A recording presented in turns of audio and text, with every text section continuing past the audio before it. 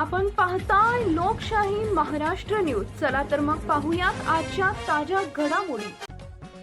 सांगली जिल्ह्यातील जत तालुक्यातून एक अत्यंत चिंताजनक बातमी समोर येते। जून महिना संपत असूनही पावसानं संपूर्णपणे दडी मारल्यानं संपूर्ण जत तालुका पाणी आणि चाऱ्याच्या भीषण टंचाईच्या छायेत आहे।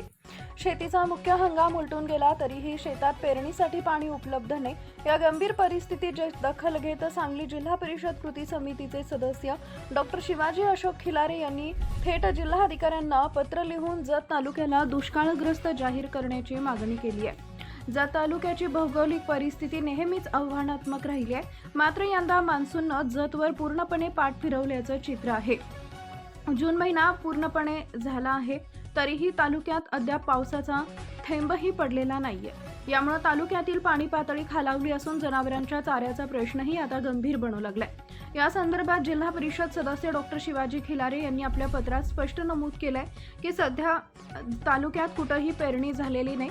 खरीप हंगाम हातातून निसटून जाण्याची भीती व्यक्त होत असून शेतकरी हवालदिल झाले। पेरणीसाठी ओलावा नाही आणि जनावरांना पिण्यासाठी पाणी नाही अशा दुहेरी कोंडीत सध्या जतच्या नागरिकांसमोर निर्माण झाली आहे। विशेष म्हणजे जेव्हा जत तालुका कोरडा पडला तेव्हा दुसरीकडे कृष्णा नदीच्या पाणलोट क्षेत्रात जोरदार पाऊस पडतोय। कृष्णा नदी सध्या दुतडी भरून वाहतीये, मात्र जतच्या माळ रानावर अद्याप पाण्याचे थेंबही पोहोचलेले नाहीयेत। हा विरोधाभास प्रशासनाला विचार करायला लावणारा आहे। या पार्श्वभूमीवर डॉक्टर खिलारे यांनी प्रशासनाकडे दोन प्रमुख मागण्या केल्या आहेत। एक, जत तालुका हा पूर्णपणे दुष्काळग्रस्त जाहीर करून तातडीनं दुष्काळी उपाययोजना राबवण्यास सुरुवात करावी। दोन, मैशाळ उपसा सिंचन योजना तात्काळ कार्यान्वित करून त्यातील पाण्याने जत तालुक्यातील सर्व तलाव भरून देण्यात यावेत।